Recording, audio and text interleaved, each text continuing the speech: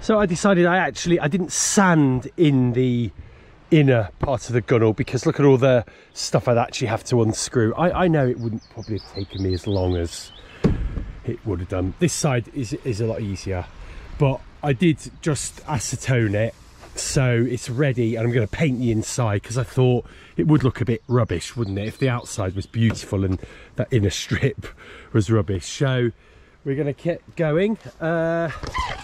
Let's put the camera over here and let's see if we can record me doing it. In fact, we'll put the camera over this side.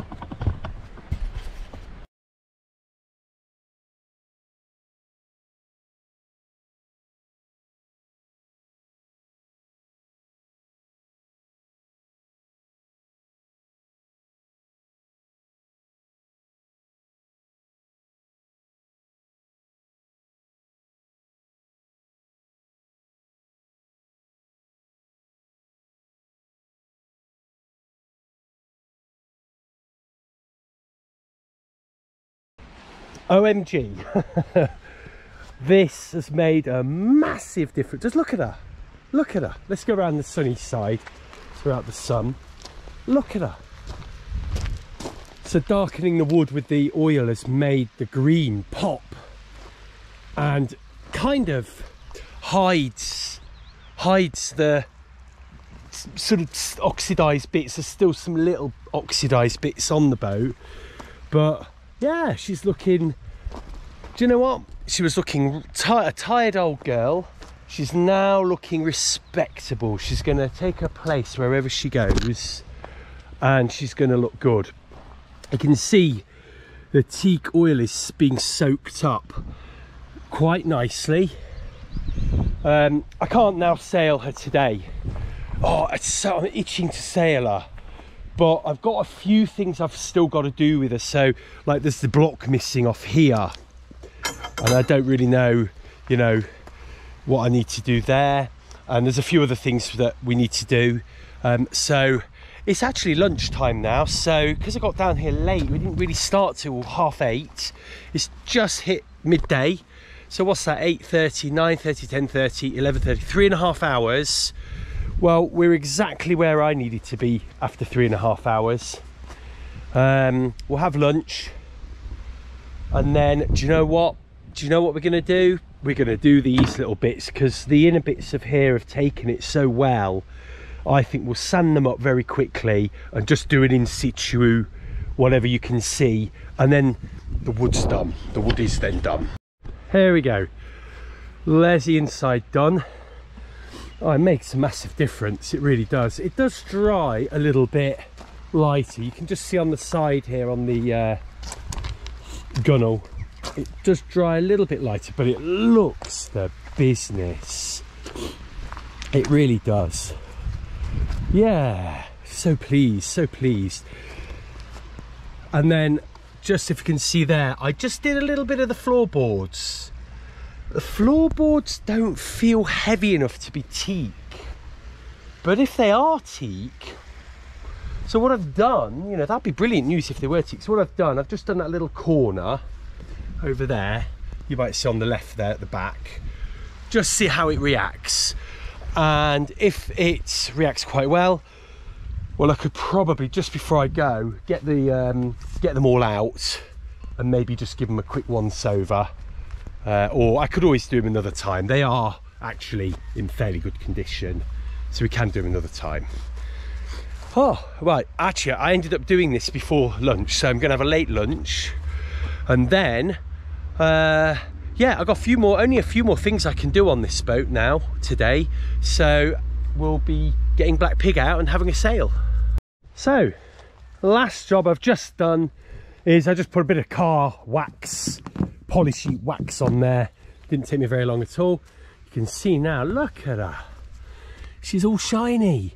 She's not all matte, she's all shiny. You know, one of the other benefits of doing this, oh, a little bit of tea cut still under there.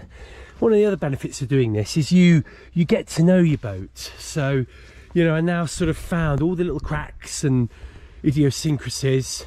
But look at this, it's dry to the touch, that now. Hopefully it's not, the sun isn't too strong. But look at this. It looks absolutely beautiful now.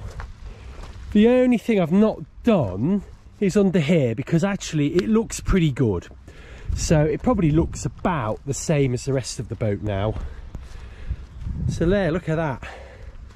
Then the only thing you can see is that little bit of sanded area I've done, but I did sand under here, and you can see that that's proper full green now. And then inside the boat, there you go, all lovely. Now even this part where I've done the deck boards has come up brilliantly, so it's dried really well, so that's good too. So that's one boat ready. Yeah, I think it's respectable. I don't want a boat that looks rubbish and scruffy. I think if you look after your boat, you know, your boat will look after you. I'm a strong believer of that. And I think if you spend the time to get it looking good like this, then, you know, you're going to catch all the things that need to be done as well, and you'll do those. One little job I've got to do is where the jib attaches to the furler. So I need something that will go through this hole here. So I'm just going to measure how wide that is. I'll try and do that whilst holding the camera.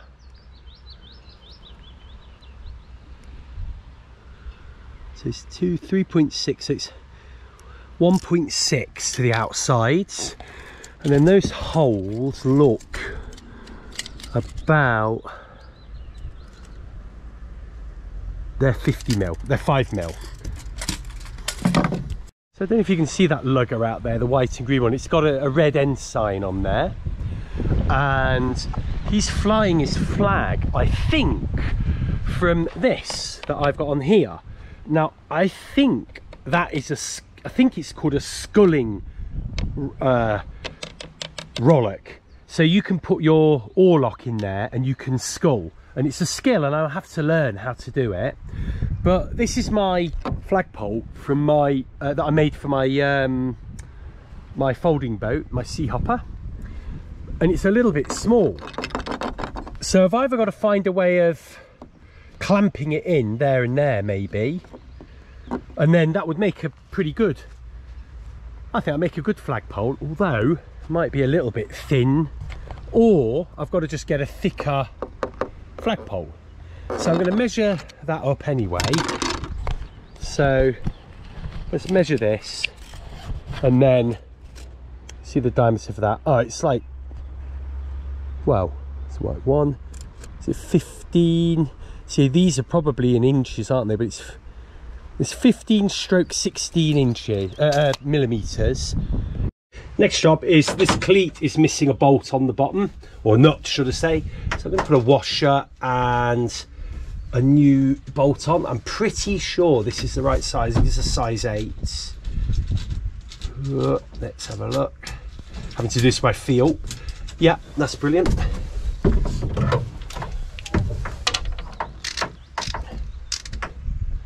Actually, the transom stowage door makes a really good sort of place to put bits that you might lose. So I've got a spanner as well. Let's whoop. Actually, I might use this one. It just might give me a little bit more control, because it's not a big, that's it.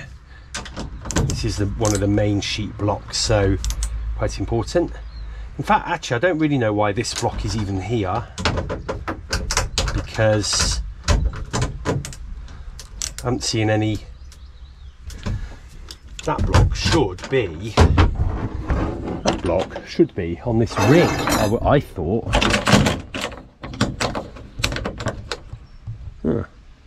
Not here, weirdly. Anyway, there we go. So next job, I'm just gonna remove this. This is the dagger board. Well, it's either the up haul or the down haul. Looks like the up haul, because if I let it go, the dagger board is just gonna go down. I'm just gonna let that rest there. And then all I need to do is get this piece of teak off, because then I can look at the the bilge pump. Let's have a look. You have to be so careful when you're on a boat, even on land. This boat's got floorboards, so you drop anything, they just go through the floorboards. It's not the end of the world, but because you can lift them up, but pain in the neck. But if you're doing things in the water, obviously anything overboard is goodbye.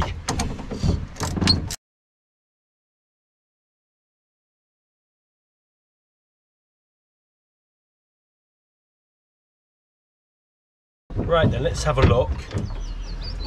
So this is a moment of truth here actually. So let's try and see if we can just put that down on the floor gently there. Yeah, brilliant. Yeah, actually it's in really good condition, this. So, the bilge pump is here, as you can see. Make sure we've got the camera on it. We need to now unscrew the bilge pump here from its block, and then we're going to see what the problem is, and then we can actually give it a test as well in the water. So let me just undo the screws on this now. Everything's like blade screws. I hate blade screws. Oh no, hang on, these are bolts. Well, hang on a minute. How do they work? There's supposed to be a wooden plate in here, and then and then this is screwed to the plate, but actually there doesn't seem to be any wooden plate in here, so that's a pain. What's also a pain is that this, I think this is too high up, because you can't open the bilge enough to pump. So the only thing we can do is try and open these bolts. There's 4 bolts here, and see if we can get it out. If we drop the bolts down through the bottom of the boat, then I'm not entirely sure how we're going to deal with that. So I'm going to do that now. One other thing I found in here, I don't know if you can see, is the fiberglass has just cracked here. Now, I don't know if you can see on camera, it's also happened this side as well. Don't know if you can just see there. You can see it's a split there. It looks like it's been re-laminated at some stage, and you know what it probably is? I think whoever's had this has used this block here as a main sheet block, just to block the main sheet off. But look, so you can see the screw has no backing plate. It's actually only got, oh no, there is another screw there. So that needs a backing plate, because the forces on that could be fairly considerable. You can see there's been another hole there, and there's one filled here by the looks of it. So I think I need to clean that up when I take the bilge pump out, and probably put a few sheets of new fiberglass on that just to repair it. Now, that's definitely a case of opening up something, expecting 4 screws, and actually you found a few little jobs to do there, but it's all good fun. So unfortunately I don't actually have a spanner with me that's going to take these off. I've just tried using my pliers over there, but I can't get any purchase on them. I don't want to damage the bolts. So what I'm going to do, I'm going to have to not worry about this week. We'll come back next week prepared. It is important we've got a bilge pump, because yeah, you can see the pipe comes out here. Any water gets under the floorboards, obviously I can't bail out. I'd have to raise a floorboard like this, which, you know, isn't ideal when you are sailing. So, you know, when you're sailing, you'd probably be sat here and you could just reach down here, you know, and get some out. I've tried taking the pressure of the bilge pump by putting my hand over here, and I can't get it to suck anything. So I think the bilge pump might have seen better days. You know, there's a really good servicing kit for it. I think it's 50 quid, but then I sort of found the actual chimp pump for £55, so I'm not sure if just replacing the bilge pump will be a better idea, we might do that. So anyway, we're gonna have to screw this back up. That'll be a job for another time, unfortunately.